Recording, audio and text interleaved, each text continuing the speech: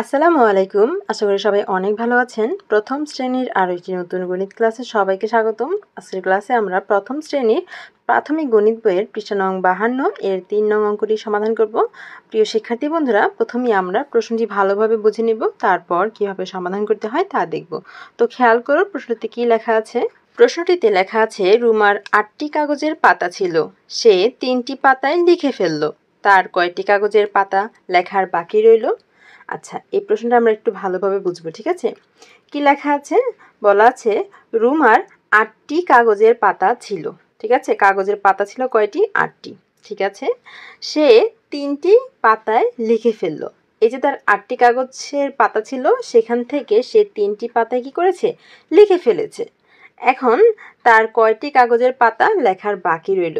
এই প্রশ্নটা করেছে, ঠিক আছে? তো আমরা কি করব?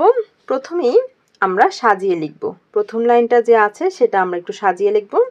প্রথম লাইনটা কি আছে? যে রুমার 8টি কাগজের পাতা ছিল, এই লাইনটা আমরা সাজিয়ে লিখব। আর এমনভাবে সাজাবো যাতে এই যে সংখ্যা আছে 8টি, এই সংখ্যাটা একদম খাতার ডান দিকে লেখা হয়। তাহলে কিভাবে আমাদের লিখতে হবে? আমাদের লিখতে হবে রুমার কাগজের পাতা ছিল, তারপর 8টি লিখতে হবে, তাই না? আবারও বলছি, প্রথমে লিখতে হবে রুমার, তারপর কাগজের পাতা ছিল, তারপর 8টি, ঠিক আছে? রুমার কাগজের পাতা ছিল 8টি। এভাবে আমরা সাজিয়ে লিখব। তাহলে আমরা লিখলাম রুমার কাগজের পাতা ছিল 8টি। এটা আমাদের হয়ে গেল।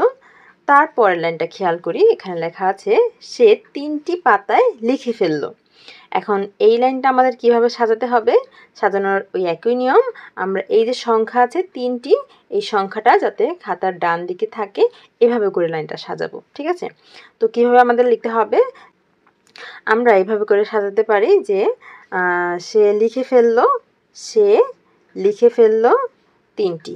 এভাবে করে সাজাতে পারি। যদি কেউ লিখতে চাও যে সে পাতায় লিখে ফেললো 3টি, এটা লিখলে হয়, বাট এত সুন্দর হয় না। তাহলে আমরা একটু সুন্দর করে যদি লেখার চেষ্টা করি, তাহলে সুন্দর একটা লাইন যদি বানানোর চেষ্টা করি, তাহলে কীভাবে লিখতে পারি আমরা?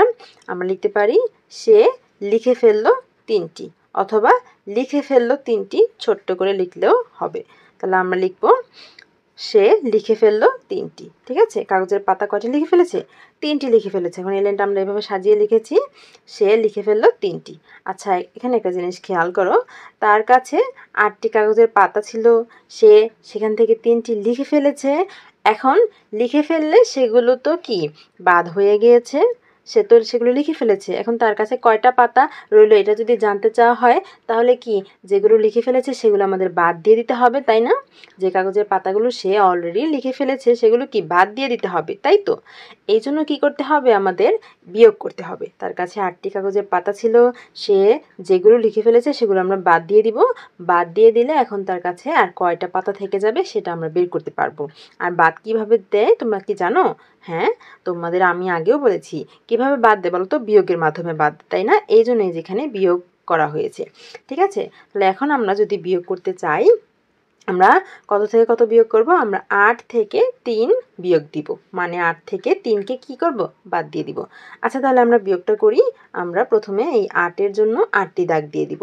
আমরা 8-এর জন্য প্রথমে 8টি দাগ দিয়ে দিব। 1 2 3 4 5 6 7 8। এখন 8 থেকে কত বিয়োগ করতে হবে? 8 থেকে 3 বিয়োগ করতে হবে। 8টি থেকে আমরা 3টি কি করব? বাদ দিয়ে দিব। তার মানে 3 বিয়োগ করতে হবে। তাহলে এখান থেকে আমরা কি করব? 3টি বাদ দিয়ে দিব। তাহলে 1টি বাদ, 2টি বাদ, 3টি বাদ। 3টি বাদ দিয়ে দিলে আর কয়টি থেকে যায় দেখো তো? 1 2 3 4 5, আরও 5টি থেকে যায়। তার মানে বিয়োগফল কত? 5। তাহলে এখন আমরা সুন্দর করে সাজিয়ে লিখতে পারবো কি? সুতরাং বাকি রইল 5টি, ঠিক আছে? এই যে এখানে বলেছে কতটি বাকি রইল, তাই আমরা কি লিখব? বাকি রইল 5টি। আর এই যে জিরোটা দিতে হবে, এটা হচ্ছে সুতরাং।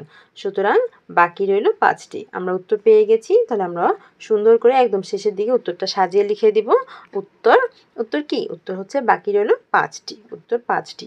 শিক্ষার্থীরা, আশা করি বুঝতে পেরেছ এভাবে দাগের যে অঙ্কগুলো আছে সেগুলো কিভাবে প্রথমে প্রশ্নটা পড়বে এবং পড়ে পড়ে বুঝবে, তারপর নিজেরা সাজিয়ে লিখবে এবং প্রশ্নটা কি করতে হবে, যোগ করতে হবে নাকি বিয়োগ করতে হবে সেটাও তোমরা বুঝতে পারবে। তো এইভাবে বুঝে বুঝে করলে তোমাদের আর সমস্যা হবে না। এ ধরনের অঙ্কে তোমরা সহজেই বুঝতে পারবে কোন অঙ্কটা কি হবে, কোনটা যোগ হবে, কোনটা বিয়োগ হবে। তাই প্রথমে প্রশ্নটি পড়ে বোঝার চেষ্টা করো, তারপর নিজেরা সাজিয়ে লেখো এবং বুঝতে চেষ্টা করো অঙ্কটা কি হবে, যোগ হবে নাকি বিয়োগ হবে। তো আশা করি বুঝতে পেরেছো। এখন তোমরা নিজেদের খাতায় এটা লিখো। আর দেখা হবে পরের ক্লাসে বাকি অঙ্কগুলোর সমাধান ধারাবাহিকভাবে দিব। ততক্ষণ পর্যন্ত সকলেই ভালো থেকো, সুস্থ থেকো। আল্লাহ হাফিজ।